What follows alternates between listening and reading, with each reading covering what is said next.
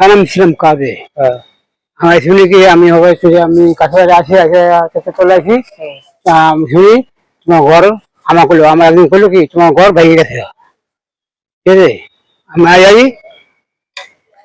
হ্যাঁ ঠিকই, ঘর পুরা ভাঙ্গা ওদিকে কাছে গেছে, নিচের দিকে। গাছ পড়ে গেছিল নাকি? না না, গাছ পড়ে নাই, এই ঘরটাই ঘর ছিল পুরা ওদিকে ওদিকে পড়ে গেছে। আগে আগে সরকারের থেকে কোনো সাহায্য পেয়েছিলেন? সাহায্য? হুম। না আগের সরকারের থেকে কোনো না সাহায্য না, পাননি? আমি কোনো কিছুই পাইনি। দুইবার না চারবার কাগজ জমা দিয়েছিলাম। আচ্ছা। আমি বিনা ঘরের জন্যই জমা দিয়েছিলাম, ওই ঘরে আমি পাই নাই। আপনি কোথায় ছিলেন কবে এই যেদিন ঘটনাটা ঘটে? ঝড়ের দিন হ্যাঁ। আমি কাজটা ছিলাম কাজে। কাজে? কি কাজ করেন? ওই আমি বিকেলে হয়। আপনি চোখে দেখতে পান না? না, আমি প্রতিবন্ধী। আচ্ছা, তারপরে কোনো সাহায্য আসেনি আগের সরকারের থেকে? না না, কে ছিল?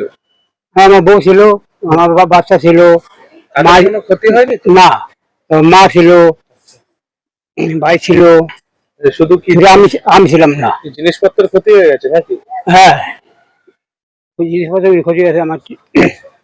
ওই যে জালমিটা, এই যে জালমিটা, এই সুকেশটা পুরো শেষ। এখনকার সরকারের থেকে কি চাচ্ছেন? হ্যাঁ, এখনকার যে সরকার আছে তার থেকে কি চাচ্ছেন? বিধায়কের থেকে কি চাচ্ছেন? আমি চাই আমার ঘরটা ঘরের জন্য, এই ঘরের জন্য ঘর চাই, আমি ঘরটা চাই। আপনার নাম? তপন তপন রাজবংশী। কোথায় বাড়ি? আমার বাড়ি যে তো হ্যাঁ, এটা কোন জায়গা? 24 পরগনা, কাছাপাড়া 24 পরগনা, মিলননগর। মিলননগর, ধর্মী কলোনি, 11 নম্বর ওয়ার্ড। 11 নম্বর ওয়ার্ড। দাদা, আপনি কি হয়েছিল ওদিনকে? আমরা তো কেউ বাড়িতে ছিলাম না, যাতে কাজে চলে গেছি। তারপরে বাড়িতে ফোন করলো আচমকা যাবে ঘরটা পড়ে গেছে। আমি তো কলকাতার সেল ট্যাক্সের ওদিকে কাজ করি। ও ছিল না, ছোট ভাই আমার ছেলে মেয়ে ছিল বাড়িতে। ওরা এই ঘরটাকে বাঁচিয়ে বাঁচিয়ে ঘরে নিয়েছে। তারপরে আমি ওখান থেকে আসলাম, এসে আসার পরে তারপর ধরেন আপনি লোকাল যার লোক ওরা আসলো, বিয়ে দেখলো, বললো ঠিক আছে আমরা দেখছি কি করা যায়। এটা আপনার কে হয়? দাদা হয় আমার। প্রতিবন্ধী। এর আগে কখনো সরকারের থেকে সাহায্য পাননি? এর আগে তো ধরেন অনেক কাগজপত্র ঘরের জন্য, সরকারি ঘরের জন্য জমা টমা দিয়েছে, অনেক জমা পড়েছে, এই পড়েছে, আজকে আসবে কালকে আসবে করতে করতে এই পর্যন্ত চলছে। অনেকদিন আগে যে কাগজপত্র জমা পড়েছে, এখন পৌরসভা জমা দিয়েছি, শুরু হয়নি। এখন যে বিধায়ক তিনি তাকে কি জানিয়েছেন আপনারা? এবার আমাদের তুষারকে জানিয়েছি। মানে কি মন্ডল সভাপতি?